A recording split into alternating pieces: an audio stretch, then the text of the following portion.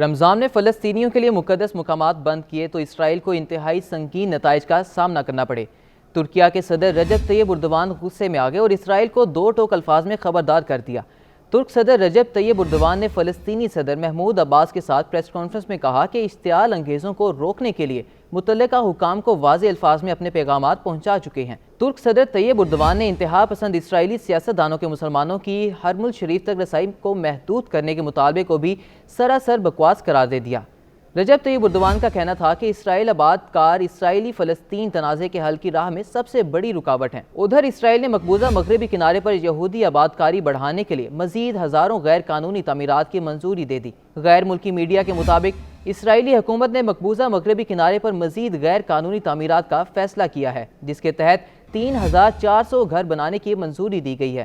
Reports کے مطابق ان غیر قانونی تعمیرات میں سے 70% گھر مقبوضہ بیت المقدس کے مشرقی حصے میں تعمیر کیے جائیں گے، جبکہ دیگر تعمیرات بیت اللحم اور اس کے قریبی علاقے میں کی جائیں گی۔ اسرائیلی وزیر کا کہنا تھا کہ یہ نئی تعمیرات یہودی کالونی مالی ادومیم پر فلسطین کے حالیہ حملے کے جواب میں کی جا رہی ہیں۔ اس حوالے سے اسرائیلی اخبار کی رپورٹ میں تصدیق کی گئی ہے کہ ہائر پلاننگ کمیٹی اور سول ایڈمنسٹریشن باڈی نے حکومتی پالیسی پر عمل درآمد کا منصوبہ بنایا ہے، جس کے تحت مقبوضہ مغربی کنارے پر 3476 تعمیرات کا منصوبہ ہے، جن میں سے 2452 تعمیرات مالی ادومیم میں کی جائیں گی۔ اسرائیل وزیر خزانہ کا کہنا ہے کہ گزشتہ چند سال میں مقبوضہ مغربی کنارے پر 18500 سے زائد تعمیرات کی منظوری دی جا چکی ہے۔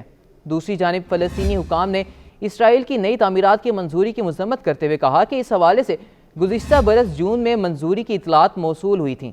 رپورٹس کے مطابق بیشتر عالمی برادری اسرائیل کی اس یہودی آبادکاری کے منصوبے کو بین الاقوامی قوانین کی خلاف ورزی قرار دیتی ہے، لیکن اسرائیل مسلسل ہٹ دھرمی کا مظاہرہ کرتے ہوئے غیر قانونی تعمیرات کر رہا ہے۔ دوسری جانب غزہ میں اسرائیلی بربریت کا سلسلہ جاری ہے۔ گزشتہ 24 گھنٹوں کے دوران اسرائیلی فورسز کے حملوں میں مزید 86 فلسطینی شہید اور 113 فلسطینی زخمی ہو گئے۔ فلسطینی وزارت صحت کے مطابق غزہ کی پٹی میں 7 اکتوبر سے جاری اسرائیلی جارحیت کے نتیجے میں اب تک 30,717 فلسطینی شہید اور 72,156 فلسطینی زخمی ہو چکے ہیں۔ ادھر رمضان سے قبل جنگ بندی کے لیے مصر میں مذاکراتی دور جاری ہیں، تاہم اب تک مذاکرات میں کوئی بریک تھرو نہیں ہوا ہے۔ حماس نے آج جاری اپنے بیان میں کہا ہے کہ اسرائیل کے ساتھ معاہدہ ہونے تک جنگ بندی مذاکرات جاری رکھیں گے۔ غیر ملکی میڈیا کے مطابق حماس کی جانب سے جاری بیان میں کہا گیا ہے کہ قاہرہ میں ہونے والے حالیہ مذاکراتی دور میں اسرائیلی مذاکرات کاروں کی غیر موجودگی کے باوجود حماس غزہ میں جنگ بندی کے حصول کے لیے کوششیں جاری رکھے گی۔ بیان میں کہا گیا ہے کہ حماس غزہ میں جاری جارحیت کے خاتمے کے لیے درکار لچک دکھا رہی ہے، لیکن اسرائیل اب بھی کسی معاہدے سے کترا رہا ہے۔ خیال رہے کہ رمضان سے قبل 40 روزہ جنگ بندی کے لیے حماس، قطر اور مصر کے مذاکرات کار قاہرہ میں موجود ہیں، تاہم اسرائیلی مذاکرات کار وہاں موجود نہیں ہیں۔